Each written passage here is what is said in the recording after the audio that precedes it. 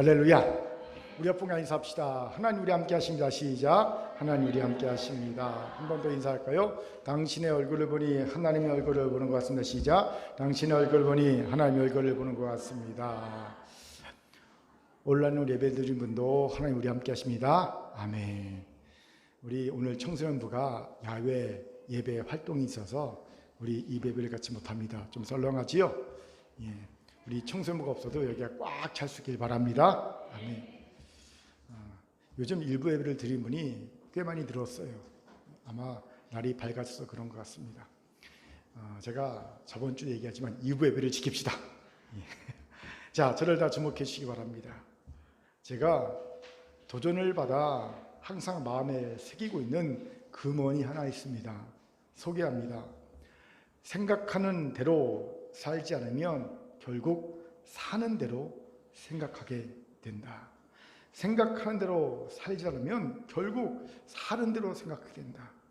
이 말은 19세기 프랑스 작가 폴 부르제가 한 말입니다. 도전이 되지 않습니까? 이 말을 듣고 저를 돌아본 적이 있습니다. 나는 과연 생각한 대로 사는가? 사는 대로 생각하는가? 정직하게 저를 보니 저는 둘 사이를 왔다 갔다 하더라고요. 그런데 감사하게도 그럼에도 왔다 갔다 하지만 대체적으로 저는요 생각한 대로 살고 있음을 확인할 수 있었습니다. 자꾸 본능은 그렇게 말하지 않아요. 사는 대로 생각하라고 저를 막 이끕니다. 하지만 이런 저를 일깨우시고 바로 잡아주신 하나님의 은혜가 있다는 거예요. 그래서 생각한 대로 살아야지 라고 돌아오는 저를 발견하게 되었습니다. 큰 은혜이지요. 그렇습니다. 사는 대로 생각하는 것은 어쩌면 우리의 본능일 수 있습니다. 그렇게 가만히 놔두면 누구나 다 사는 대로 생각할 수밖에 없지요. 이런 우리를 일깨우셔서 생각한 대로 살도록 하시는 분이 하나님이십니다. 미디안 강의 모세를 보십시오. 그는 80세 나이에 장인의 양이나 치는 정말로 촌부로, 보잘것없는 촌부로 전락해 살고 있었습니다. 이때 모세는 딱 사는 대로 생각하는 사람이었습니다. 하나님께서 그를 호렙산 떨기나무로 이스라엘 구원자로 부르실 때 그가 뭐라고 하나님께 변명합니까?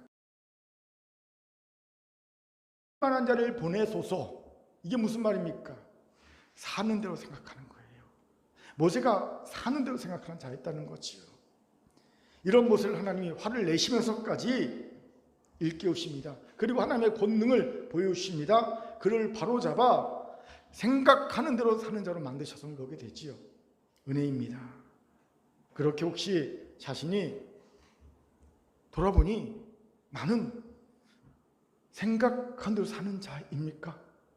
큰 은혜를 받은 자임을 아시기 바랍니다. 본능을 거스린 거예요.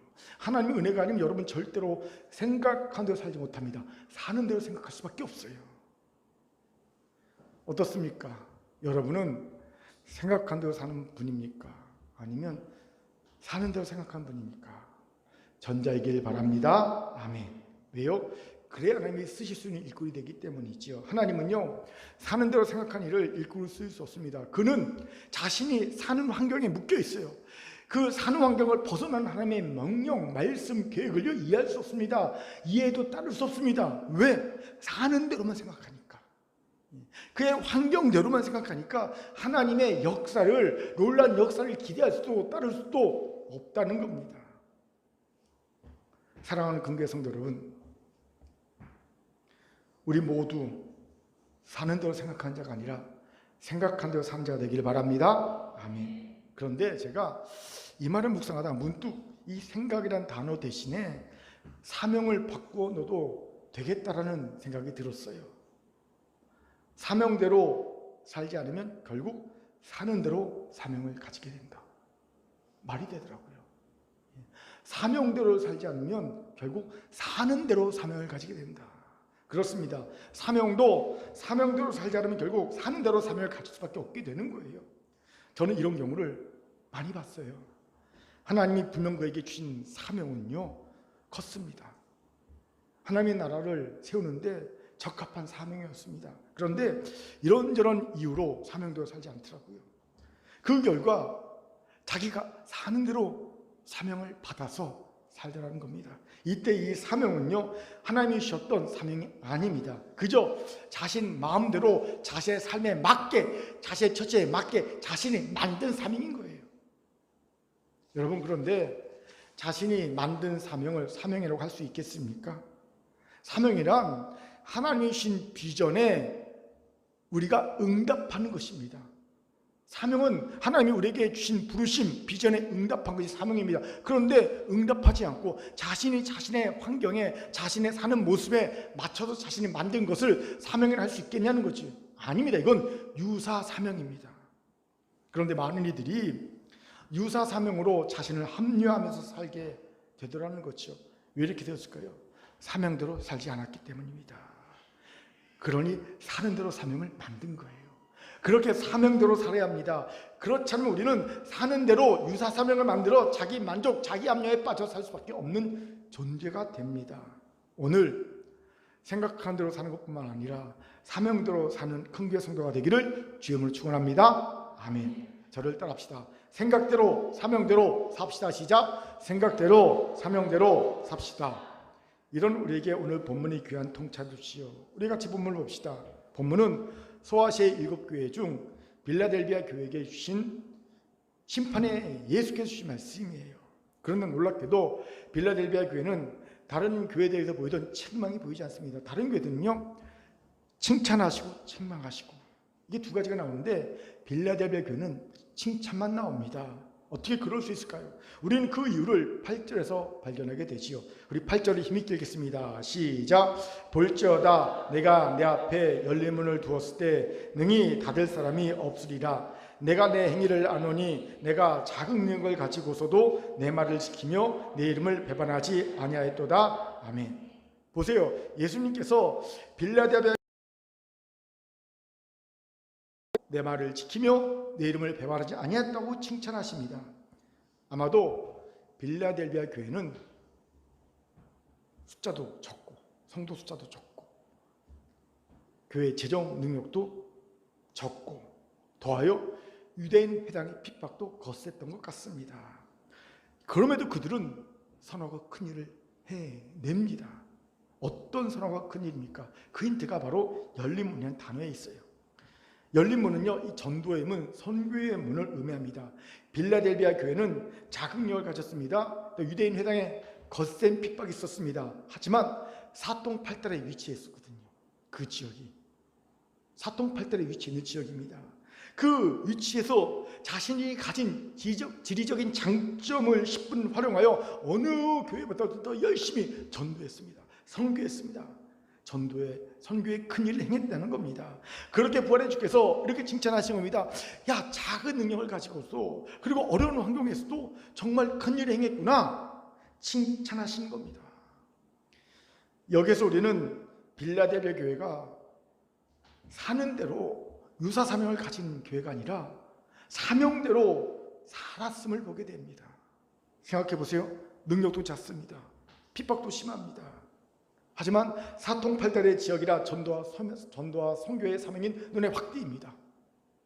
이때 사는 대로 유사 사명을 가진 이들이라면 전도와 선교에 힘쓰지 않습니다. 그냥 너무 힘드니까 우리는 숫자도 적고 돈도 없고 핍박도 심하니 그저 내 신앙생활 잘하고 우리 교회 보존이나 잘하자, 이 정도에 급급했을 겁니다. 이 정도에 그냥 만족했을 겁니다. 하지만 빌라델비아 교회는요, 사는 대로 사명을 만든 교회가 아니에요. 사명대로 사는 교회였습니다. 그렇게 그들은 작은 힘에 핍박이 심한 상황에서도 전도와 선교의 사명에 힘을 다했던 겁니다. 마치 우리 큰 교회 같지 않습니까? 우리도 작은 힘을 가진 교회죠. 그리고 또 코로나19라는 최악의 상황 속에 있습니다. 하지만 굴하지 않았습니다. 사는 대로 사명을 가졌으면요, 절대 우리가 할 수 없는 일이 사회적 선교입니다. 그런데 우리는 사명대로 살려고 결단했기에 사회적 선교를 꿈꿨고요, 애를 쓰고 있습니다. 할렐루야. 바라기는 우리가 지금까지 참 잘해왔지만 앞으로도 더욱 잘할 수 있길 바랍니다. 아멘. 여기서 중요한 질문이 생기지요. 그럼 어떻게 빌라델비아 교회는 자긍력을 가지고서도 사명대로 사명을 가지지 않고 사명대로 살 수 있는 교회가 되었을까요? 우리 교회가 앞으로도 계속 빌라델비아 교회처럼 살 수 있으면 그 이유를 알아야 될 겁니다. 같이 알아봅시다. 먼저 빌라델비아 교회는요, 사명에 책임감을 가졌다는 거예요. 그래서 어찌합니까? 빌라델비아 교회를 주께서 칭찬하실 때마다 반복된 동사가 하나 있습니다. 바로 지키며입니다. 8절에 내 말을 지키며 10절에 인내의 말씀 지켰은즉 또한 너를 지켜. 같은 헬라어 동사가 쓰입니다. 헬라어 동사 테레오입니다. 이 테레오는요, 어떤 뜻이냐면요, 파수하다 지키다는 뜻이에요. 파수꾼. 예. 여러분, 파수꾼이 공동체를 적으로부터 보호하고 지키기 위해 밤새듯이 이들은 사명을 지키기 위해 애를 썼다는 겁니다. 작은 일 가지고도 주신 사명을 지키기 위해. 어떤 감정이 느껴집니까? 책임감이라는 감정이 느껴집니다. 그렇습니다. 빌라델비아 교회는 남다른 책임감으로 작은 능력이지만 사명을 감당했다는 거예요. 이것에 주목합시다. 책임감을 가진 이들은 자신의 능력치와 상관없이 무관하게 큰 일을 감당할 수 있습니다. 대표적인 부모가 그렇지 않아요? 누가 봐도 자식을 도와줄 능력이 부모에게 없습니다. 본인은 그것을 잘 알고 있습니다. 하지만 부모는 자기의 능력에 자꾸 금을 따지지 않습니다. 자녀들이 도움을 청하면요, 진심으로 도움을 청하면 부모는 자기 몸 상한지도 모르고 자기의 삶이 궁핍해진지도 모르고 자녀 돕습니다. 마다하지 않습니다. 개의치 않습니다. 내가 낳은 자식이란 책임감으로 그 무거운 짐을 져줍니다. 물론 부모의 책임감에는 사랑이란 감정이 더 많겠죠. 하지만 책임감이란 감정도요, 무시 못합니다. 둘째 딸 윤서가 저를 놀리면서 하는 말이 있습니다. 제가 너 어떻게 나한테 그럴 수 있어? 그러면요, 윤서가 이런 말합니다. 아빠, 그게 가장의 무게야. 한마디면 끝나요. 가장의 무게야. 책임감이라는 거죠. 그럼 제가 할 말이 없어요. 맞아요. 가장의 무게입니다. 여러분, 가장의 무게, 엄마의 무게, 이 무게가 책임감이죠. 이것 때문에 우리는 우리의 능력과 상관없이 큰 일을 행할 수 있는 존재가 되지요. 여기에 현대 교인들이 연약함이 있습니다. 책임이란 단어를 아주 싫어하지요. 왜요? 책임지고 싶지 않기 때문입니다. 그렇게 책임질 상황이 벌어질라 치면요, 아예 교회를 떠나거나 아니면 신앙을 접어버리고 맙니다. 그래서 괜히 여러분 100만 영적 유목민이 생겨나는 게 아닙니다. 주일마다요, 이곳저곳 교회를 떠도는 이들이 100만 명입니다. 이런저런 이유를 대지만 사실 그 근본 이유를 파고 들어가면요, 책임지는 신앙생활하기 싫다는 거예요. 어느 교회에 정책돼서 책임지기 싫다는 겁니다. 그냥 알아서 내가 편하게 내가 원하는 신앙생활을 하고 싶다는 마음이 있는 거예요. 그런데 아십시오. 책임지지 않는 인생, 신앙은 결코 깊은 인생과 신앙의 맛을 맛볼 수가 없습니다. 왜요? 그 인생과 신앙의 의미가 없기 때문입니다. 책임지지 않을 때 의미를 맛볼 수 없습니다. 유명한 기독교 신학자, 신학교육자지요. 라이놀드 리버라는 분이 이런 말을 한 적이 있습니다. 유명합니다. 라이놀드 리버. 예, 기독교 교육학자입니다. 소개합니다. 책임이라는 말을 빼버리면 인생은 아무 의미가 없다. 책임이라는 말을 빼버리면 인생은 아무 의미가 없다는 겁니다. 깊이 새길 말입니다. 왜 부모가 돼봐야 인생에 참 의미랍니까? 책임지기 때문에 그래요. 그렇게 주신 사명에 책임감을 가진 이가 되어야 합니다. 그러면 사명에 참 의미를 압니다. 그리고 신앙의 참 의미를 그때 비로소 깨닫게 됩니다. 아, 신앙이 이거구나 깨닫게 되는 거예요. 여기서 중요한 질문이 생기지 않습니까? 목사님, 책임감 어떻게 가집니까? 여러분, 이 답이 책임감이라는 영어 단어에 들어있습니다. 책임감 영어로 responsibility죠. responsibility. 예. 근데 이거는요, respond, 응답하다라는 동사와 ability, 능력이라는 단어의 합성어지 않습니까? respond, 응답하다, 응답하는 능력, ability. 예. 여러분, 책임감은요, 응답할 수 있는 능력입니다. 단지 의무감만이 아닙니다. 그럼 응답하는 능력, 응답할 수 있는 능력은 어디서 나옵니까? 여러분, 공감에서 나옵니다. 공감하면요, 응답이 나와요. 아무리 어려워도 공감하면요, 응답이 나옵니다. 김영민 목사님이 개척하실 때 건대 앞에서 대학교회를 개척하다 지금은 다른 데 개척하신 것 같은데, 개척자금 필요하잖아요. 그래서 누가 영락교회 권사님 두 분을 소개시켜 주셨어요. 만나봐서 얘기하라고. 그래서 영락교 앞에 있는 카페에서 권사 두 분을 만나서 자기가 어떤 하나님의 은혜를 받았는지, 왜 개척한지 쭉 설명했습니다. 그랬더니 권사님 두 분이 눈물을 뚝뚝 흘리시는 거예요. 감동받으신 거예요. 공감이 된 겁니다. 예? 자, 그럼 뭐가 나옵니까? 응답이 나오지요. 갑자기 권사님 한 분이 머리핀 2개를 딱 뽑아서, 목사님, 지금 당장은 제가 가진 현금이 없지만 이거라도 보태 쓰세요라고 핀을 딱 2개를 줍니다. 김영민 목사님에게. 남편이 유명한 그 침례교 목사님이시잖아요. 사모가 개척한다고 하죠. 핀을 받았어요. 머리핀을. 왜 머리핀을 2개를 주지? 받았는데 그게 1억입니다. 하나 5천만 원짜리 2개. 하나 핀이 5천만 원, 하나 핀이 5천만 원, 1억을 딱 그 자리에 헌금한 거예요. 예. 보세요. 처음 본 얼굴이었습니다. 처음 본 사람입니다. 하지만 공감이 됐어요. 이건 어떻게 합니까? 1억이라는 핀을 뽑아서 그 자리에서 헌물한 거예요. 공감은요, 예, 공감은요, 응답하게 합니다. 예, 그렇게 공감해야 합니다. 응답은 자연스럽게 따라오는 거예요. 여기에 대적 사탄의 간교한 장략이 숨어 있습니다. 사탄은 점점 그리스도인에게서 공감의 능력을 사지게 만드는 거예요. 그는 그리스도인에게서 공감의 능력을 없애버리면 그는 하나님의 말씀 응답할 수 없고 결국 책임감 없는 사람이 되어진다는 것을 너무 잘 알기 때문입니다. 그럼 어떻게 공감의 능력을 빼앗아가는지 아십니까? 사지게 하는지 아십니까? 몇 가지 방법이 있어요. 첫째는요, 공감의 자리에 충조 평판이 들어서게 하는 겁니다. 슬쩍 이러는 거예요. 충고, 조언, 평가, 판단. 충조, 평판. 예. 여러분, 공감을 해주고 공감을 받아야 할 자리에 충고와 조언과 평가, 판단에 들어선 순간 공감은 사라져버립니다. 공감할 수 없는 공동체 개인이 되어버립니다. 예, 응답하지 못하는 거예요. 그렇게 다시 공감 자리에 들어와 있는 충조 평판을 빼버려야 합니다. 다시 그 자리에 공감이 들어서게 해야 합니다. 그런 공동체를 만들 수 있어야 합니다. 그래야 응답이 되는 거예요. 두 번째로 사단은요, 유사 공감을 공감인 것처럼 착각하게 만듭니다. 유사 공감, 가짜 공감. 제가 한번 소개한 적이 있죠. 당신이 옳다라는 책의 저자는요, 정확한 공감만이 사람을 구원하는 힘의 근원을 준다고 말합니다. 정확한 공감. 그러니까 정확하지 않은 공감이 있다는 겁니다. 유사 공감입니다. 그런데 우리는 정확하지 않은 공감, 유사 공감을 너무 쉽게 합니다. 우리가 가장 잘하는 유사 공감이 있습니다. 뭔지 아십니까?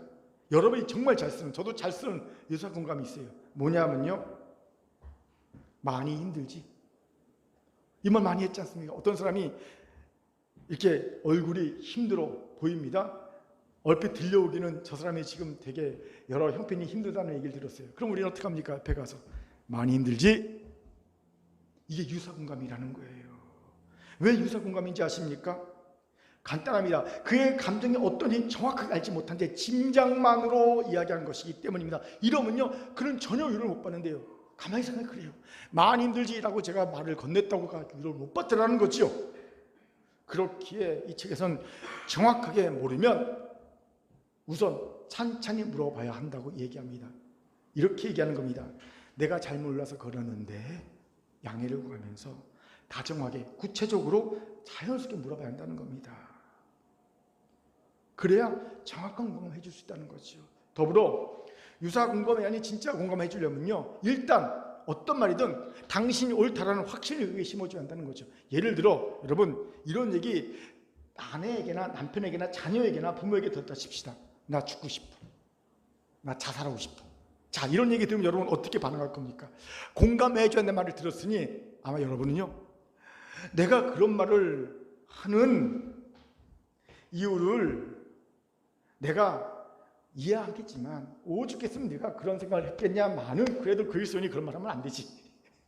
아마 이렇게 얘기할 것 같아요. 야, 오죽했으면 네가 그런 말 하는지 내가 충분히 이해하지만 공감하지만 그래도 야, 자살하면 지옥 가는데 그러면 안 되잖아. 이렇게 말했을 것 같아요. 그런데 그러면 안 된다는 거예요. 일단은요, 오죽했으면 네가 그런 생각을 했겠어. 그런 생각을 할 만했겠지. 네가 얼마나 많은 고민과 얼마나 많은 갈등이 있고 얼마나 많은 생각을 많이 했겠어. 이런저런 생각을 많이 했겠어. 그리고 나온 결론이 그거였어. 그러면 했겠지. 이렇게 일단 내가 오라, 당신이 오라 라는 확신을 심어줘야 한다는 겁니다. 그러면요, 사람은요, 당신이 오라는 그 말 한마디를 해주면 그때 힘을 얻는데요, 위로를 받는데요. 세상에 그래도 당신이 오라라는 사람 한 사람만 있으면요, 죽을 마음이 싹 사신대요. 죽고 싶어 했던 사람이 봄눈 녹듯 그 마음이 싹 사신대요.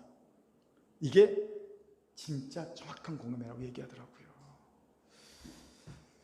제 얘기가 아닙니다. 당신이 옳다는 저자의 얘기지요. 우리는 정확한 공감하지 못합니다. 유사공감합니다. 유사공감을 남발합니다. 그러다 보니까 공감받지도 공감해주지도 못합니다. 공감력이 점점 떨어지는 거예요. 공동체가 공감력이 떨어지게 되니까 응답이 없어요. 응답을 못하다 보니까 책임감이 결여됩니다. 무슨 일에든 책임감이 결여되는 겁니다. 주신 사명 감당치 못하게 되는 거예요. 사는 대로 생각하고 사는 대로 사명을 만들어가는 이들이 되고 마는 겁니다. 마지막 세 번째로 사단은요, 자기 입장만 생각하게 합니다. 이것이 사실 가장 중요합니다. 자기 입장만 생각하니 절대 공감하지 못하기 때문이죠. 그런데 대적 사탄은요, 말세의 가장 큰 특징이 뭡니까? 사람들이 자기만 생각하는 것, 자기만 사랑하는 것 아닙니까? 이걸 이용합니다. 그래서 지체고 공동체고 하나님이고 일단 내가 편하고 내가 잘되고 내가 행복해야 의미 있다고 생각합니다. 이런 확신을 심어줘요. 잘못된 스키마를 우리에게 심어줍니다. 자기 확신, 신념을 심어줍니다. 야, 세상에서 네가 먼저야. 네가 잘되고 네가 행복하고 네가 의미 있어야, 그래야 다른 것이 다 의미가 있지. 네가 힘든데, 네가 불행한데 무슨 네가 있어? 의미가 있어 라고 말합니다.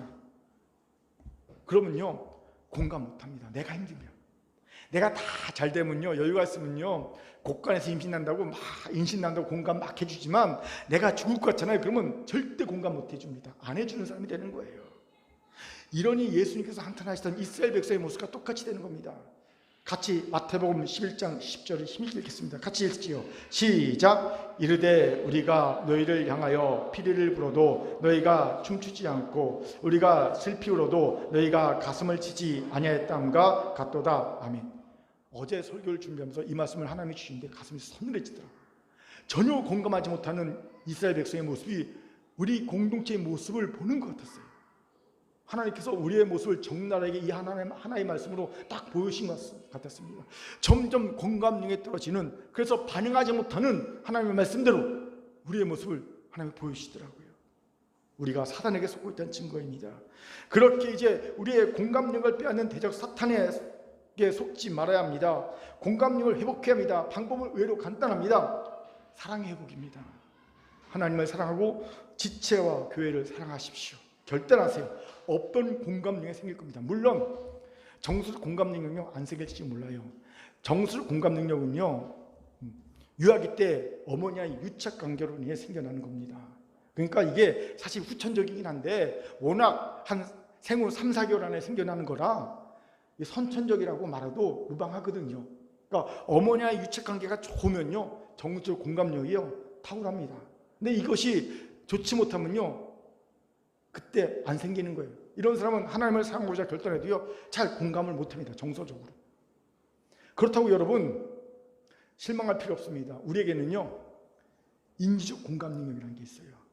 내가 하나님을 사랑하고자, 내가 이웃을 내 몸같이 사랑하고자 결단하는 순간 우리는 인지적 공감 능력이요 성숙합니다. 발달합니다.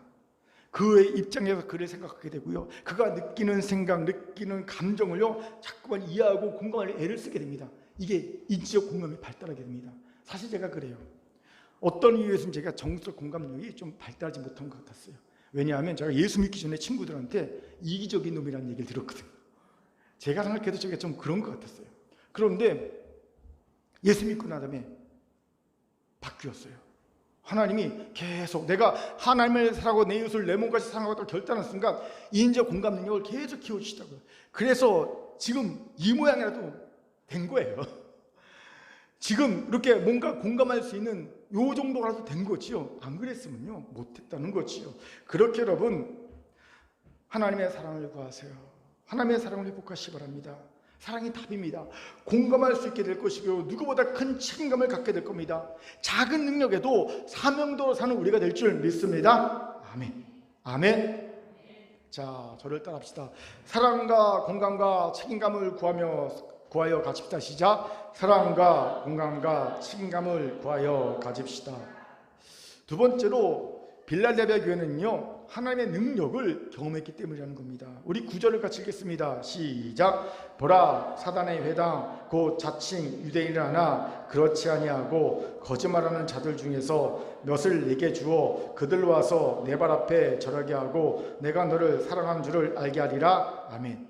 이것을 알기 위해서는 배경지식이 있어야 합니다. 당시 빌라델비아 교회의 구성원은요, 유대인 중에서 기독교를 개종한 이들이 대부분이었어요. 자, 이들은요, 교회도 다녔지만 회당도 다녔습니다. 왜냐하면 회당은요, 단지 종교적 장소가 아니라 그들의 삶의 모든 것을 함께하는 장소였기 때문입니다. 디아스포라 유대인, 흩어진 유대인들이잖아요. 고달픈 타향살이라면서 이들이 의지할 곳이 없는 이들이 서로 돕고 서로 교제하는 곳이 회당이었습니다. 그렇게 그들은 기독교는 개종했지만, 교회를 다녔지만 회당도 간 거예요. 거기서 교제하기 위해 유대인들과 서로 고달픈 타향살이를 이겨낼 힘을 얻기 위해, 마치 한인사회, 미국 한인사회 교회와 같습니다. 여러분, 한인사회 교회는요, 교회 다니는 사람만 다니지 않습니다. 교회 안 다니는 사람도 다닙니다. 왜? 거기 가서 한국 사람 보고 한국말하고 한국 음식 먹고 싶기 때문에, 한인 커뮤니티니까. 그래서 교회를 가는 거였거든요. 회당이 그런 의미였다는 겁니다. 그래서 당시 빌라델비아 교회 사람들은요, 회당에 같이 다녔어요. 그런데 어느 날 갑자기 이때쯤 유대인 회당에서 기독교인 출입 금지라는 편말을 붙여버립니다. 왜요? 이단으로 정죄했기 때문입니다. 기독교는 더 이상 회당에 출입할 수 없어, 그래버린 겁니다. 그래서 예수님께서 열린문 말씀해 주신 겁니다. 그들은 회당문을 닫아서 너희들을 출입 금지시켰지만 나는 도리어 천국문을 활짝 열고 마음껏 출입할 수 있게 해줄게 라는 말씀해 주신 거예요. 위로의 말씀이 아닐 수 없지요. 그런데 하나님의 위로는 이에 그치지 않았습니다. 어떤 연유인지 모르지만 빌라델비아 교회를 핍박했던 유대인 중 몇 명이 교회 앞에 와서 절하고요, 교회에도 하나님이 계시다는 걸 인정하는 놀라운 기적이 벌어집니다. 이걸 이단들은요, 회당에 와서 항복했다고 말하는데, 이단들은 그렇게 해석하고요, 우리는 그렇게 해석하지 않아요. 우리는 어떻게 해석하냐면요, 유대인들 중 일부분이 와서 교회에도 하나님의 임재가 있다고 인정해 줬다고 해석합니다. 이게 이단과 우리의 차이입니다. 해석의 차이. 이거 기적이지요. 예? 유대인 몇 명이 와서 여기도 하나님이 계셔 인정해 줬으니 이들은 지금 하나님의 크신 능력을 경험하고 있는 겁니다. 그리고 이것이 그들이 사는 대로 생각하고 사는 대로 사명을 가진 자가 아니라 사명도 생각하고 사명대로 행하는 자가 된 하나의 이웃을 봅니다. 하나님의 크신 능력, 기적을 경험했던 거지요. 여기에 성도들이 가진 열악한 몸입니다. 무엇입니까? 하나님의 능력을 경험하지 못하고 사는 거예요. 그렇게 그저 자신들이 가진 능력치 한도 내에서 지지고 볶고 삽니다. 마치 월급쟁이 같습니다. 여러분, 월급쟁이는요, 딱 월급이 나오면요, 그 범위 한도 내에서 어떻게든지 쪼개서 지지고 볶고 그 한도 내에서 삽니다. 빚을 내지 않는 한. 그렇죠? 그 한도를 벗어난 뭔가를 계획할 수 있습니까? 없습니까? 못해요. 뭔가 계획하려면요, 모아야 합니다. 한 달 매달 조금씩 모아서, 그래서 뭔가를 살려고 하죠. 월급쟁이가 갑자기 어디서 돈이 나옵니까? 수입이 딱 정해져 있으니까 그 안에서 찌지고 볶고 삽니다. 여러분, 우리 신앙인은 그런 존재가 아닙니다. 우리는 삼천적인 존재, 월급쟁이 삶이 아닙니다. 우리는 사천적인 존재, 하나님의 능력과 권세를 힘입고 사는 하나님의 자녀입니다. 믿으시면 아멘. 여러분, 난 비록 월급쟁이지만 내 뒤에 누가 있어요? 천지를 창조주 하나님이 계십니다. 하나님의 권능의 손을 힘입고 사는 존재가 우리 그리스도인입니다. 이걸 믿으셔야 합니다. 그렇기에 이것을 경험한 자는요, 자신의 능력도 살지 않습니다. 자기의 능력치를 고려하지 않습니다. 지금 뭘 고려합니까? 하나님의 능력치를 고려합니다. 내 능력이 적고 그거를 고려하지 않고 하나님의 능력을 고려해서 생각합니다. 나의 능력은 곧 누구의 능력? 하나님의 능력이기 때문이죠. 그 능력이 나를 도우실 것을 믿습니다. 여기서 목맨 질문, 목사님, 저는 한 번도 하나님의 기적을 경험해보지 못했습니다. 기적은 남의 것이 제 것이 된 적이 한 번도 없습니다. 그러니 어찌 기적만 보고 바라보고 살 수 있겠습니까? 안타까운 분입니다. 불쌍합니다. 한 번도 기적을 경험하지 못하고 살았으니. 그런데 이런 이들이 대다수이지요. 제가 목회하면서 왜 하나님의 기적을 한 번도 경험하지 못했을까 궁금해 생각해 보니까 이런 답이 나오더라고요. 뭐냐면요, 장애가 있어요. 장애물. 이 장애물을 가지고 있기 때문에 하나님의 기적을 경험하지 못한 겁니다. 어떤 장애인지 아십니까? 이거 치워야 될 장애입니다. 먼저는 죄악입니다. 여러분, 죄악이 있으면요, 이 죄악을 회개하지 않는 기적이 일어나지 않습니다. 이걸 왜 그런지 다 아실 겁니다. 그렇게 기적을 경험하려면 죄악을 치워야 합니다. 죄악이라는 장애물을 치워야 합니다. 나는 왜 기적이 일어나지 않지? 죄악이 있으니까 치워야 합니다. 두 번째는 부정적인 생각, 의심, 불신이 있기 때문입니다. 이거 치워야 합니다. 예수께서 기적을 행하실 때 내가 믿느냐 묻습니다. 믿음의 여부를 체크하시죠. 왜요? 믿음이 있어야 기적이 일어날 수 있기 때문입니다. 즉 부정적인 생각, 의심, 불신은요, 기적을 막는 장애물입니다. 구조역학자들이 벌을 보면서 벌의 신체 구조를 보면 절대 날 수 없는 구조라고 그래요. 생각해요. 벌은요, 통통하죠. 그런데 날개는 가늘죠. 그리고 짧죠. 이건 도저히 날 수가 없습니다. 이 구조를 갖고는 공학적으로. 그런데 벌은 진짜 잘 날죠. 기적처럼 잘 납니다. 그 이유를 이렇게 설명했어요. 왜 구조적으로는 절대 날 수 없는 몸을 가진 벌이 그렇게 잘 난지 아십니까? 벌은 단 한 번도 자신이 날지 못한다는 생각을 하지 않았기 때문입니다. 벌은 단 한 번도 자신이 날 수 없다고 생각하지 않고요, 그냥 너무나 당연하게 날 수 있다고 생각하고 열심히 날기를 생각합니다. 그게 난 거예요. 예, 공학적으로는 절대 날 수 없는 몸을 가졌지만 나는 날 수 없다는 생각을 한 번도 하지 않고 막 열심히 날기를 했더니 날 수 있게 되었다는 겁니다. 저는 우리가 벌과 같길 바랍니다. 부정적 생각을 일소하고 마치 기적이 일상적인 일처럼 되도록 노력하는 겁니다. 행동하는 겁니다. 분명 기적은 일어납니다. 하나님이 금요철 때 한 개인이 아닌 우리 공동체 전체에게 주신 말씀이 있었어요. 왜 의심하였냐? 믿음이 적은 자들아. 믿음이 적은 자가 왜 의심하였느냐? 이 말씀은 우리 공동체 전체에게 주셨습니다. 무슨 의미일까요? 하나님 말씀하시더라고요. 야, 내 문제를 해결할 지혜, 권능, 능력 다 받았어. 그거 갖고 네 문제 해결하면 돼. 그런데 우리 마치 아무것도 안 받은 것처럼 하나님 이 문제 해결할 지혜 주세요, 능력 주세요, 권세 주세요, 애걸복걸 하고 있다는 겁니다. 하나님이 답답한 거예요. 이미 다 줬잖아. 지혜도 주고 능력도 주고 권세도 줬잖아. 그걸 사용해서 문제 해결하면 돼. 여러분, 이건 BBM 방송 일도 할 수 있는 모든 우리가 모르고 있을 뿐, 안 믿고 있을 뿐 이미 다 주셨습니다. 하나님 이번에 그것을 확인시켰습니다. 아직 12세기 배가 남아있나이다. 그런 고백이 절로 나오게 봤더니 하나님께서 이미 BBM 방송할 수 있는 모든 지혜, 권세, 능력을 이미 다 주셨다는 걸 깨닫게 되었다는 거지요. 할렐루야. 그렇게 다시 한번 얼마나 우리가 믿음이 적고 의심과 두려움이 많은 자인지 절감할 수 있었습니다. 이러니 무슨 세 번째는 도전하자고 주저하지 않는 거예요. 여러분, 기적은 주저한 자의 것이 될 수 없습니다. 기적은요, 도전한 자의 것이 됩니다. 특히 신앙의 연수가 많은 분들 더욱 그럽니다. 그냥 홍해가 저절로 갈라져서 하나님의 능력으로, 그리고 갈라진 그 맨 땅을 이스라엘 백성이 건넜습니다. 그런데 요단강을 건널 때는요, 창이란 요단강, 그냥 창이란 채를 썼고요, 이스라엘 백성이 벗개를 들고 요단강에 발을 딱 내디디니까 그때 갈라졌어요. 왜 이런 차이가 납니까? 홍해 때는요, 초신자거든요. 초신자. 아무것도 없는 초신자입니다. 하지만 요단강 때는요, 40년 동안 신앙 훈련을 받은 기신자입니다. 신앙의 연수가 40년 이상 된 자들입니다. 그러니 하나님께서 다르게 대우하신 거예요. 마찬가지입니다. 내가 신앙의 초신자입니까? 그러면요, 하나님하고 가만히 있어 하나님께 기적을 베풀어 줄 수 있어요. 모르니까 하나님께서 알아서 기적을 막 베풀어 줄 수 있어요. 하지만 이미 내가 신앙의 연수가 있습니까? 꽤 됩니까? 적어도 3년 이상 됩니까? 그러면요, 이제 내가 도전해야 합니다. 말씀에 순종해서 도전해야 합니다. 창이란 요단에 창이란 가운데 내가 발을 내딛는 결단이 있어야 합니다. 그때 기적이 일어나는 겁니다. 그런데 우리는 도전하지 않습니다. 주저합니다. 기적이 일어날 수 없습니다. 항상 남의 것이 되는 거예요. 그렇기에 도전을 일성하면서 기적도 일상화될 수 있으나 아시기 바랍니다. 실패를 두려워하지 말고 도전하십시오. 제가 안타깝게 여기는 것이 여기에 있어요. 실패에 가혹한 우리의 정수한 문화입니다. 자신은 두려워서 도전도 못하면서 이런 사람이 뭐 하는지 아세요? 도전하는 자들을 관찰합니다. 관찰합니다. 그리고 객관적이지 않고 자신이 생각해 실패라고 느껴지는 순간 과감하게 충조평판합니다. 충고조언 평가 판단을 해버립니다. 이런 문화가 일상화되어 있어요. 교회도 마찬가지입니다. 그러니 아무도 도전하려 하지 않습니다. 공격거리를 만들지 않는 거예요. 제가 이번에 세문안교회 동기모임 갔거든요.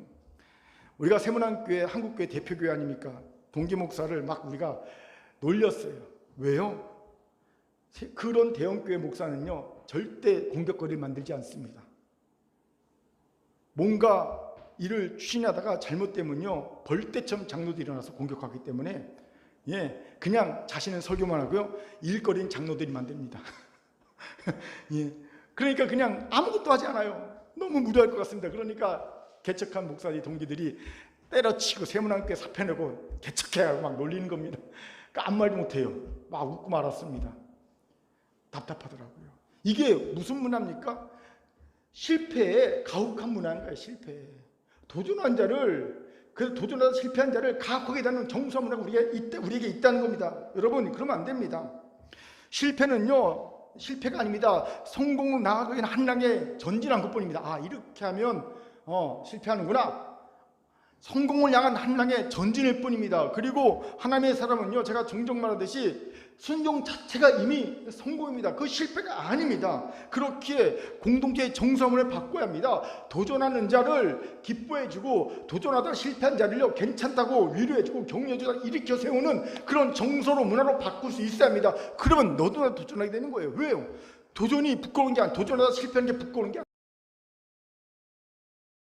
아니니까 자꾸 도전하게 되고요. 도전하는 사람이 늘어나다 보면 성공한 사람이 일어나는 거예요. 기적도 일어나는 거예요. 여기서 기적이 일어나고 여기서 기적이 일어나고 한 사람의 기적이 계속 일어납니다. 그 사람들이 생겨나면서 거기서 또 신앙의 활력이 생겨나고요. 그 신앙의 활력이 공동체 전체를 살리는 겁니다. 그러면 그것을 보고 사람들이 야 우리도 도전하자. 그리고 사람대로 생각한 자가 아니라 사명대로 생각하고 사명대로 행하는 자가 되는 거예요. 그러면 작은 능력을 가지고도 어려운 상황에서도 사명대로 사는 큰 힘을 얻게 될 줄 믿습니다. 아멘. 자, 저를 따라합시다. 실패를 두려워하지 말고 말씀에 순종하여 도전합시다. 옆분을 보면서 기적이 일어날 줄 믿습니다. 시작. 기적이 일어날 줄 믿습니다. 여러분의 삶에 기적이 필요합니다. 세 번째로 빌라델비아 교회가 작은 능력에도 불구하고 사명대로 살 수 있었던 이유로는요 그들이 하늘의 면류관을 바라보는 이들이었기 때문이라는 겁니다. 우리 11절을 같이 읽겠습니다. 10절 같이 1절 시작. 내가 속히 오리니 내가 가진 것을 굳게 잡아 아무도 내 면류관을 빼앗지 못하게 하라. 아멘.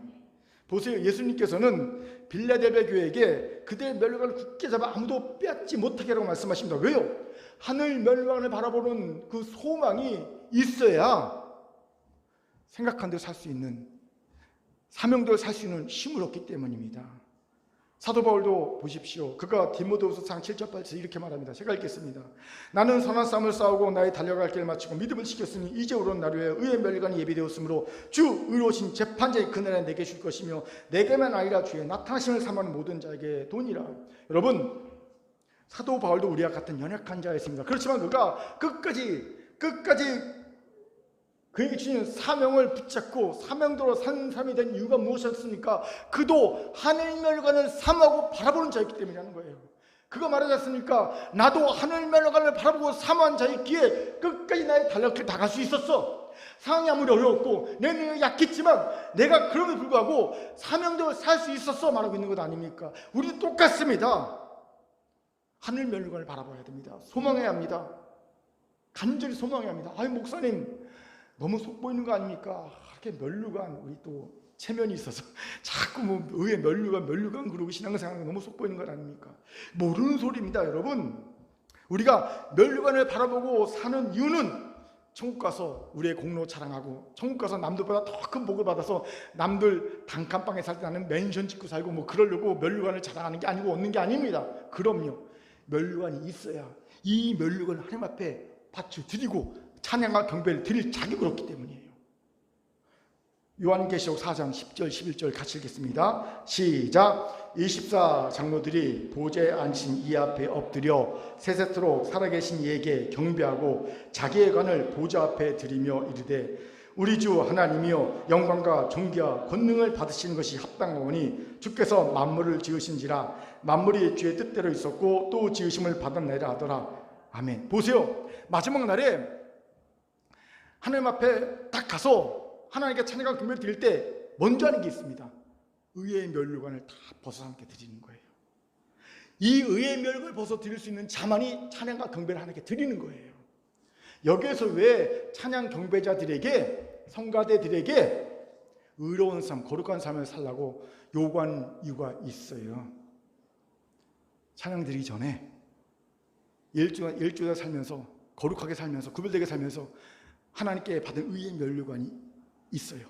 이걸 하나님께 다 올려드리는 자만이 진정한 찬양과 경배를 하나님께 드릴 수 있는 자격이 없기 때문입니다.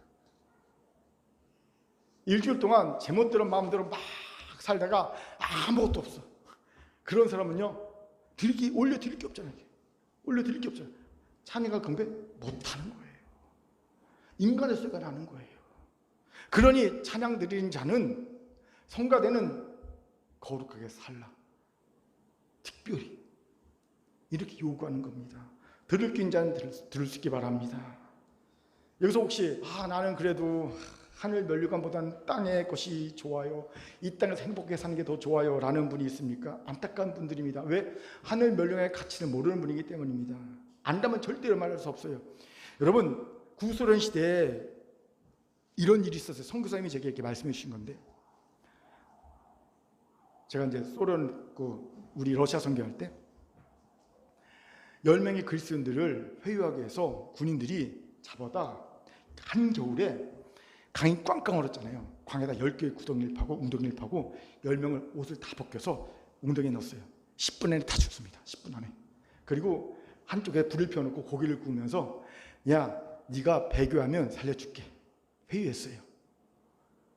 이야, 나쁜 놈들이죠. 그런데 10분이 채 되기 전에 한 명의 그리스도인이 나 살고 싶어요. 나 배교할 테니 나 살려주세요. 그리고 울면서 나오는 거예요. 그때 놀라운 일이 벌어졌습니다. 불을 지피고 고기를 굽던 이 소련 군인 중 한 명이 갑자기 옷을 벗으면서 내가 저 사람 대신 저 웅덩이에 들어가겠어 말하는 거예요. 놀랬죠. 미쳤냐 너? 갑자기 정신이 나갔냐? 왜 네가 죽어? 그랬더니 그 소련 군인이 이렇게 얘기합니다. 저 사람이 울면서 나 살려달라고 나 배교했다 하는 순간 내 눈에 하늘에서부터 면류관을 갖고 내려던 10명의 천사 중 한 명이 울면서 다시 하늘로 올라가는 걸 봤어. 나는 그 면류관을 얻고 싶어. 본 거예요. 갑자기 영안이 열려서. 여러분, 하늘 면류관의 가치를 본 사람은요 생명도 아깝지 않다는 겁니다. 여기에 우리 연약함이 있지요. 도대체 하늘 면류관을 기대하며 바라보며 사는 이들이 없어요. 있나 싶어요. 그런 그리스도인이. 왜입니까? 우리는 너무 현실적인 부분에 집착하기 때문입니다. 금요초 때 그랬지요. 자, 우리가 원하면 무조건 이뤄진다고 칩시다. 여기 200억이 있어요. 하늘 면류관이 있어요. 뭘 선택하겠습니까? 금요초 때 우리 막 갈등했지 않습니까? 1조에는 갈등하지 않더니 200억엔 갈등하더라고요. 여기 1조와 하늘 면류관 중 어떤 것 같을 때 사람들이 갈등도 안 해. 1조는 너무 멀어. 그런데 200억 그러니까 갈등하더라고. 갈등하잖아요, 우리. 이러면요, 하늘 면류관보다 세상 것 탐닉하게 되어 있어요. 사단이 이거 너무 잘합니다. 그래서 세상 것을 자꾸 유혹합니다. 세상 것에 취해서 땅의 것에 취해 도무지 하늘을 바라보지 못하게 합니다. 돼지처럼 돼지가 여러분 65kg가 되기까지 그냥 여물 등에 코를 툭 쳐박고 꾹꾹 그러면서 여물을 먹습니다. 몇 개월 먹는지 아세요? 6개월 먹어요. 6개월. 그리고 65kg 되면요 죽습니다. 돼지 6개월 이상 안 키웁니다. 예. 그러면 여물값이 더 나갔기 때문에. 원래 한 10에서 15년 정도 산대요, 돼지가. 그런데요, 6개월 동안 여물통에 쿡 쳐박고 그냥 여물통 열심히 먹다가 한 3개월, 6개월 딱 먹다가 65kg 딱 되면 열심히 먹은 돼지는요, 그만큼 살이 빨리 오르겠죠. 딱 60kg 되는 순간 주인은 가차없이 그 돼지를 갖다 도축시켜 버립니다. 우리가 딱 그런 돼지 같지 않습니까? 예. 여기서 질문, 어떻게 하늘 명령을 굳게 잡아 빼앗기지 않을 수 있을까요? 굳게 잡아 빼앗기지 않을 수 있을까요? 간단합니다. 우리 힘으로 안 됩니다. 혼자서는 안 됩니다. 공동체가 함께합니다. 신앙인 독불장군이 있을 수 없습니다. 혼자서 하늘 명령을 굳게 잡고 빼앗기지 않은 용사는 결단코 없습니다. 제가 동물연구를 되게 좋아하는데 예전에 이런 걸 본 적이 있어요.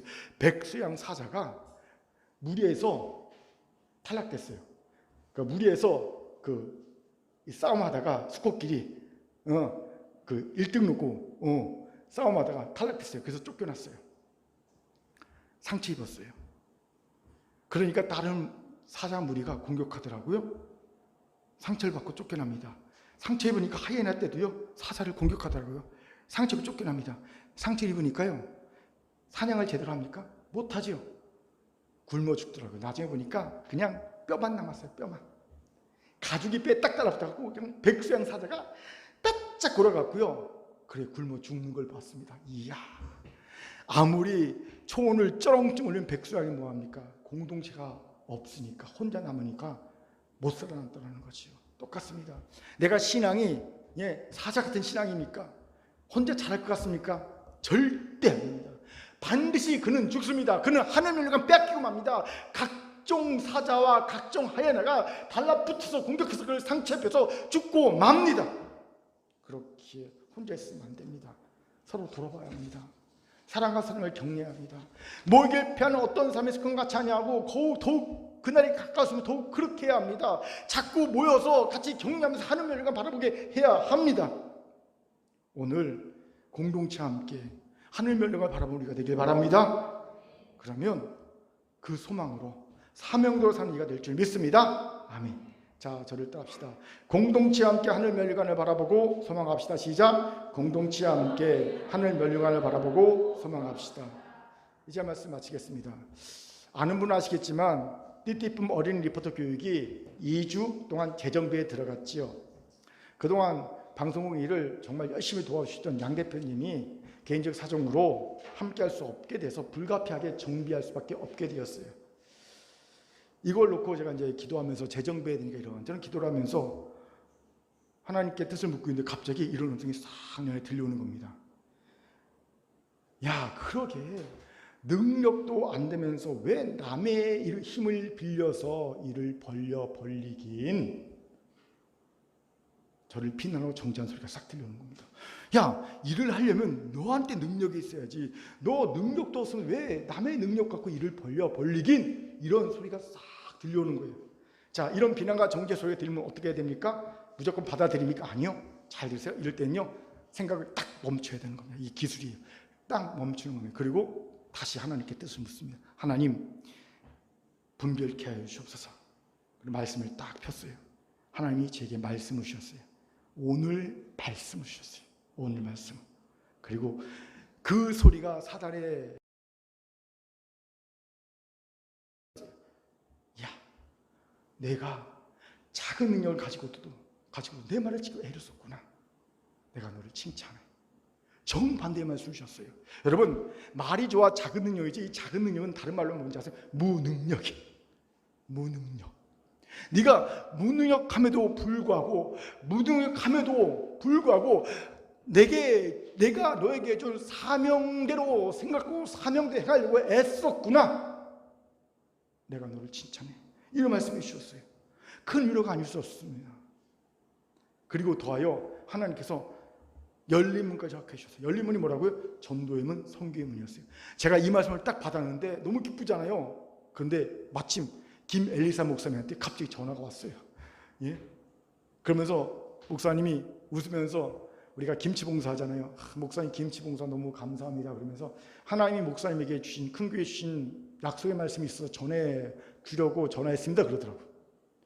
뭐예요? 그랬더니 하나님께서 우리 큰교회에게 말씀하시기를 새 성전을 허락해주고 1000명의 성도를 주신다고 하셨습니다.